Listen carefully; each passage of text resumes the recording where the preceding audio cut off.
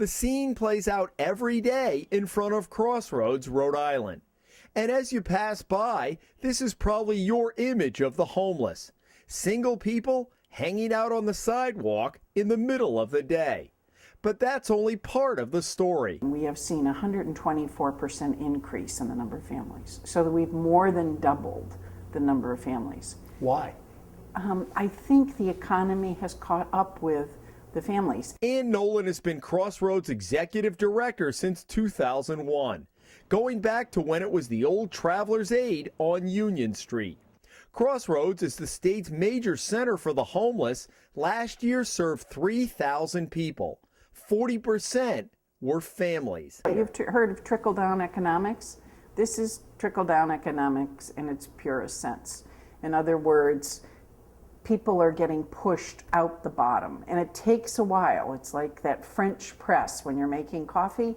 You push down and everybody gets squashed. Most homeless people, you have no idea they're homeless. They're the kids in school sitting next to your kids. They're waiting on you at Dunkin' Donuts.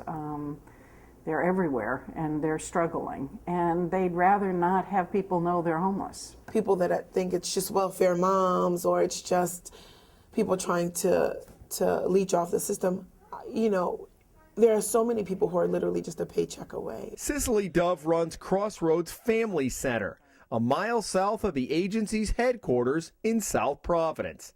Crossroads bought the building, the old Pearson Funeral Home, in 2006, with families specifically in mind. Families were literally sleeping on the floor in conference rooms, and if you were familiar with the old Traveler's Aid at that time, it was not a place for kids to be. The new building is designed for 15 families, but over the past year has had to handle much more. Because of the need that we've been seeing, we would have to cram 6 or 7 or 8 people in one room because we didn't have enough to spread them out into 2 rooms. And so ideally it's meant for 15 families.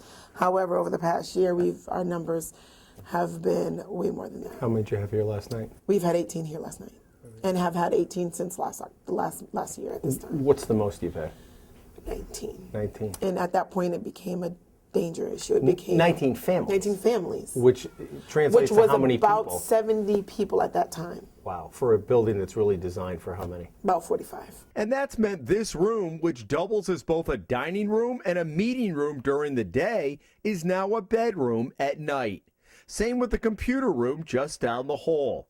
The air mattress pushed off to the side during the day. At times, the Crossroads staff has had to put up late arriving families for a night in the family overflow room of the main building at 160 Broad Street, where the lights remain on 24 hours a day, making sleep even more difficult. When you are presented with, you are going to be sleeping on a floor in a conference room with your baby, or on a floor in a kitchen, where during the day people eat there and at night it's transformed into a living room, and they say it's better than me sleeping outside, then you know that people absolutely have no other options. People end up living with families and friends after they lose their permanent housing, and so they drift for a while, and then they end up homeless. So when you think about it, it does make sense. And is the end of the extended federal unemployment benefits, is that having an effect? That also? has had effect, yes. We've seen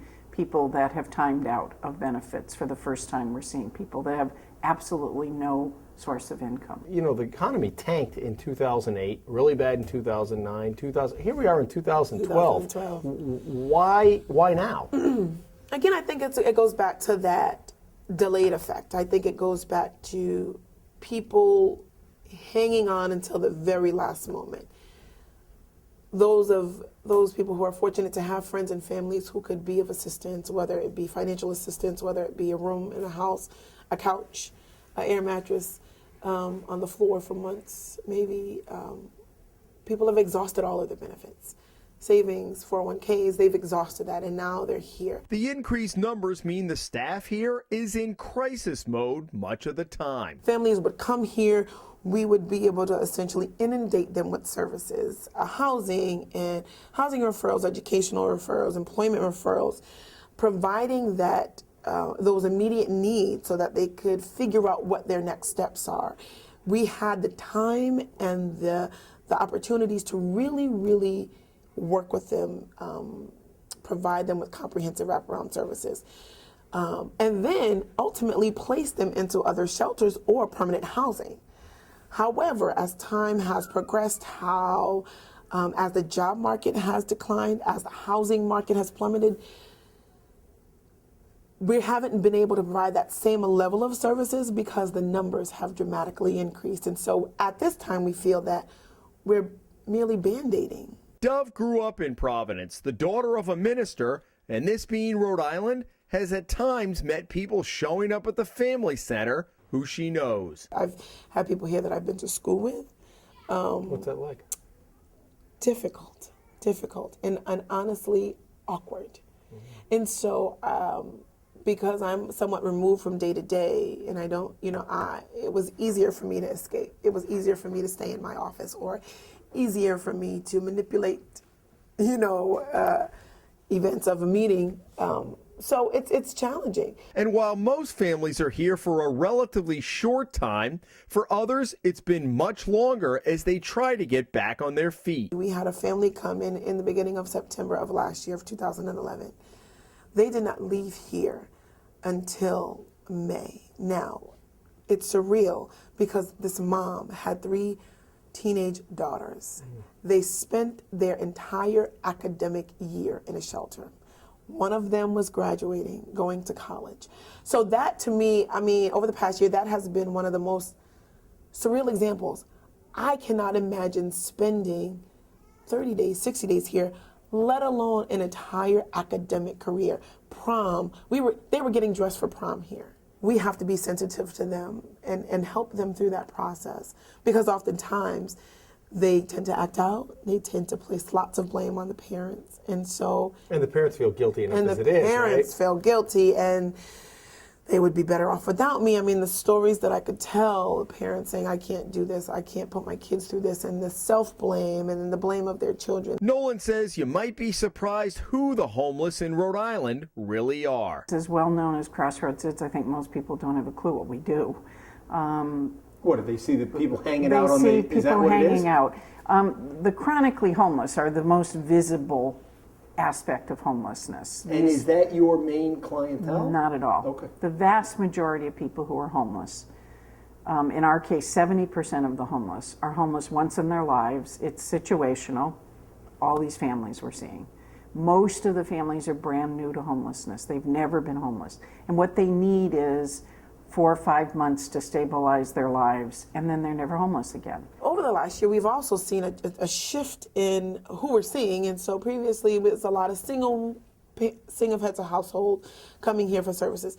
Over the last year, probably year and a half, we've been seeing a lot more 2-parent intact families coming here.